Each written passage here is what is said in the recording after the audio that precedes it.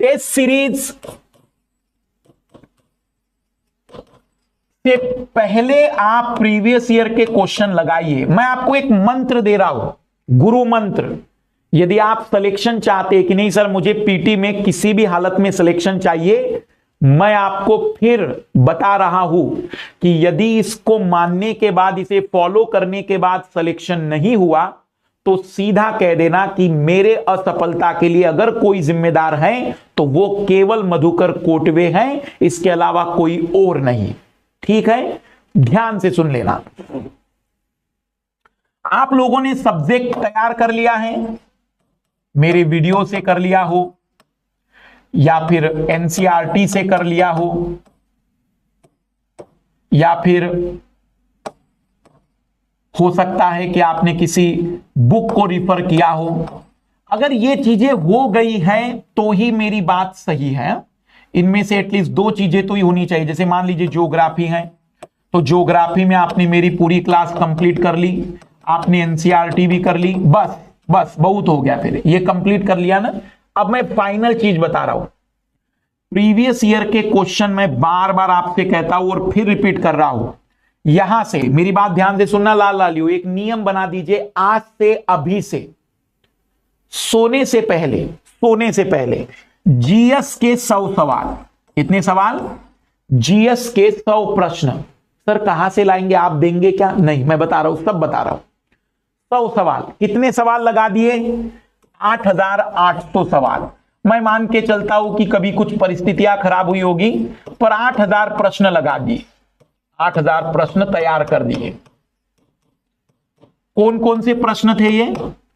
UPSC के previous year के question, जो भी मिल जाए, 10 साल के, 20 साल के, 10 वर्ष के, 20 वर्ष के, 30 वर्ष के, मार्केट में बड़े बड़े मिल जाते, जो भी मिल जाए।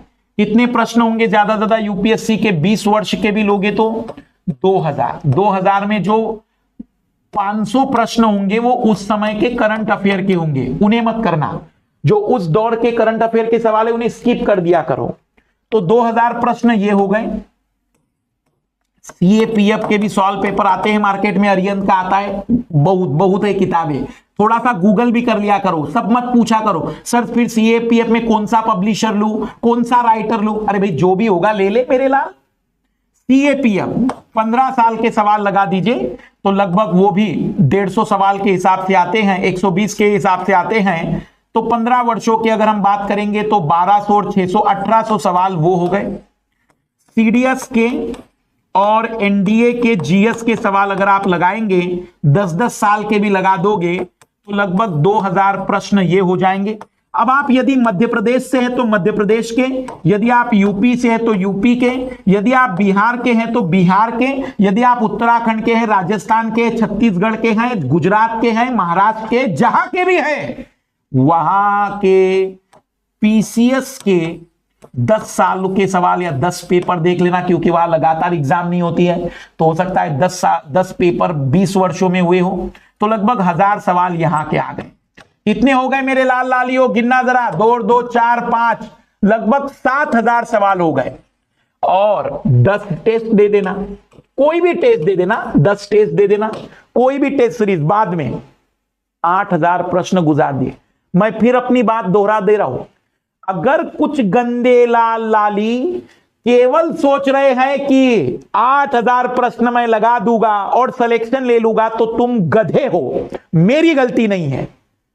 पहले आपने सब्जेक्ट पढ़ लिए हैं, मैंने बता दिया, पहले सब्जेक्ट पढ़ लिया, एनसीईआरटी पढ़ ली, बुक पढ़ लिए, सब कर लिया था। आप केवल रिवीजन कर रहे हो।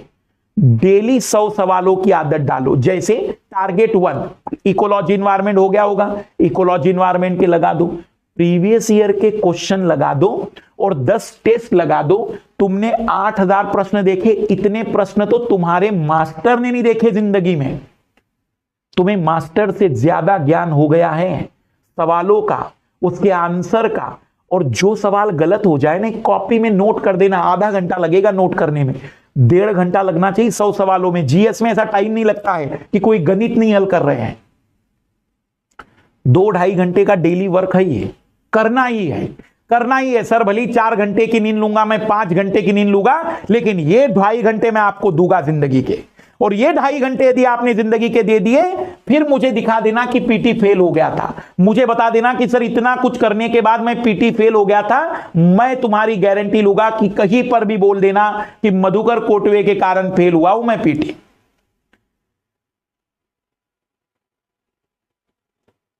इस दिमाग में इस बात को फिट कर दीजिए।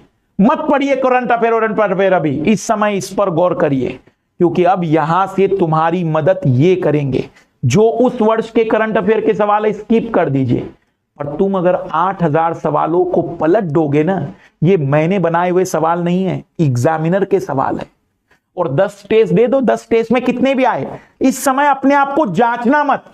जो लाल लाली टेस्ट सीरीज ज्वाइन करेंगे वो अपने आप को जांचना मत कि सर मेरे तो 40 ही हो रहे हैं। भाई 40 हो रहे हैं तो क्या करूं, पढ़ना बंद कर दूं, इस साल एग्जाम ना दूं? देना तो है मुझे, मैं फिर मेहनत करूंगा, फिर लगूंगा, पर उस 40 का चिंतन नहीं करूंगा। हां, मैं उस 40 के बारे में विचार करूंगा कि वो गलत कहां से हो रहे हैं, उस सब्जेक्ट को और मजबूत करूंगा, पर 40 का विचार लेकर नहीं बैठूंगा।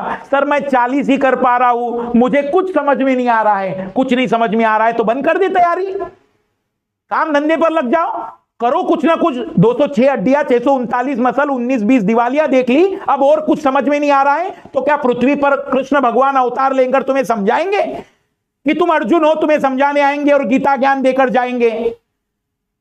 कुछ समझ में नहीं आने वाले लाल लाली कान खोलकर सुन ले, अपने दिमाग में शब्द भर देना। कुछ समझ में नहीं आ रहा है तो कृष्ण अवतार लेने वाले नहीं है, तुम्हें खुद अपने समस्याओं का समाधान करना है। जिस समय पीरियड में जी रहे हैं वहां खुद ही सब कुछ करना पड़ता है। तो ये अंतिम गुरु मंत्र है, सिलेक्शन का अंतिम प्रयास है, इससे ज्यादा बेहतर कुछ नहीं हो सकता है।